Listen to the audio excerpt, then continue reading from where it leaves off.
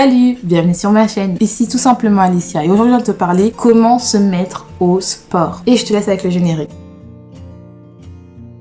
Déjà, j'espère que vous allez bien. Merci à mes abonnés de me suivre et aux nouveaux, merci d'être là. Et si tu passes sur cette chaîne, n'hésite pas à liker, à t'abonner et à télécharger ton petit guide qui est gratuit, qui va t'aider à perdre du poids ou à avoir des bonnes habitudes alimentaires sans te frustrer, sans éliminer et surtout à écouter ton corps. Donc si tu ne me connais pas, je tiens à me présenter rapidement. Moi, je suis Alicia et j'aide des personnes comme moi à perdre du poids, non pas parce qu'elles ne s'aiment pas, mais au contraire parce qu'elles s'aiment, parce qu'elles ont compris qu'elles utiliser l'aliment comme outil pour contrôler leurs émotions. C'est-à-dire qu'à chaque fois que ça va mal, elles mangent, à chaque fois que ça va bien, elles mangent. Et là, en fait, elles ont compris qu'elles s'aiment et donc elles doivent donner le meilleur potentiel, elles doivent être vraiment en accord avec elles-mêmes et ne plus utiliser leur alimentation, en fait, comme arme pour gérer leurs émotions. Donc, reparlons. Comment se mettre au sport? Moi, j'adore le sport et je pense que une des clés pour être bien, c'est de faire du sport. Mais par contre, des fois, on est débutant, on ne sait pas quel sport prendre, on ne sait pas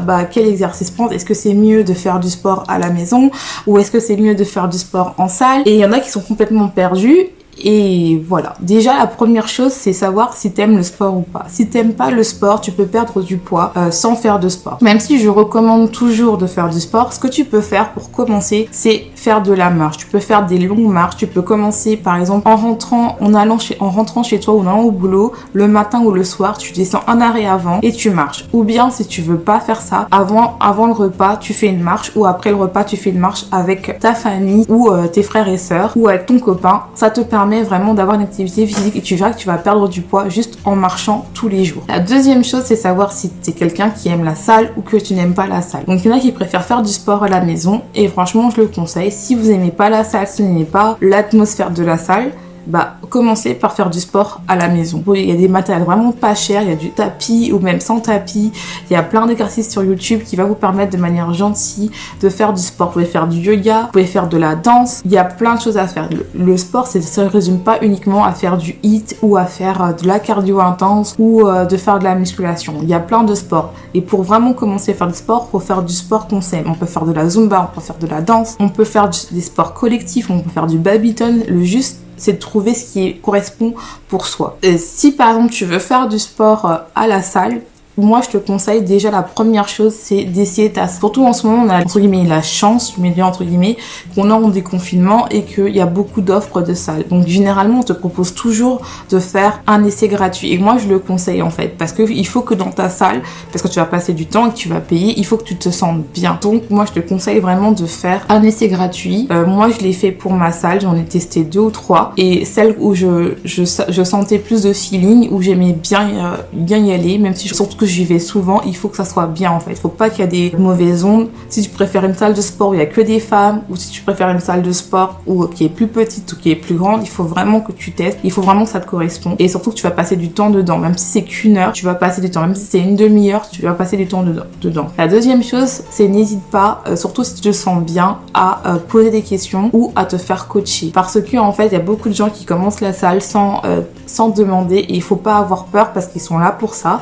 Donc plus tu te sens bien, n'hésite pas à demander ou à prendre un coach. Tu n'es pas obligé de prendre un coach toutes les semaines, tu peux prendre un coach une fois dans le mois ou une fois tous les 2 mois qui te crée un programme pour toi où tu vois l'évolution. Ou bien tu peux faire des cours collectifs qui est aussi très intéressant parce que en fait ça te permet de rencontrer du monde mais surtout d'avoir le prof. Donc si tu fais mal l'exercice, le prof peut directement intervenir ou toi tu peux poser des questions. Donc franchement n'hésite pas vraiment à y aller et surtout quand tu vas à la salle, ne commence pas par faire des grands trucs, commence progressivement, ça sert à rien de faire une séance de 2 heures, de faire tous les exercices, tester tous les appareils de musculation et puis tu reviens plus au bout de 2 mois, tu retournes parce que tu t'es rappelé que tu as fait un abonnement. C'est quand même un engagement, c'est quand même de l'argent, donc vraiment essaye d'y aller progressivement. Même si tu y vas pour une demi-heure, vaut mieux que tu fasses une demi-heure bien où tu fais juste 2-3 exercices et après tu repars que plutôt de faire 2 heures et après tu reviens pas en fait. Donc vraiment vas-y.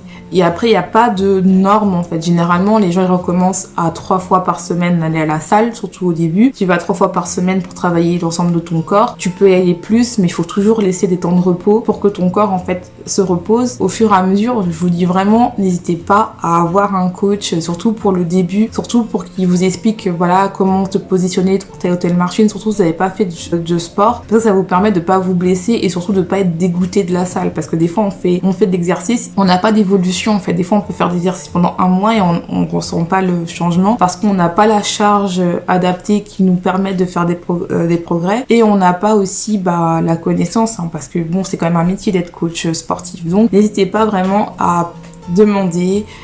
Surtout si vous êtes dans une bonne salle, généralement on peut vous donner des conseils gratuitement, ou si vous préférez être coaché, n'hésitez pas à... Donc après cette vidéo, je vous mets une partie de mon training, de ce que j'ai fait la dernière fois, qui peut vous donner des idées. Je vais commenter, dire ce que moi j'ai mal fait, comme ça va vous permettre aussi de voir. Moi, il y a certains mouvements que je fais un peu mal parce que je pense à cause de mon poids, et vu que j'ai des problèmes de dos, donc le temps que tout doucement je perde du poids et que je me mette bien droit, ça va arriver au fur et à mesure. Et surtout, je m'arrête quand j'ai mal.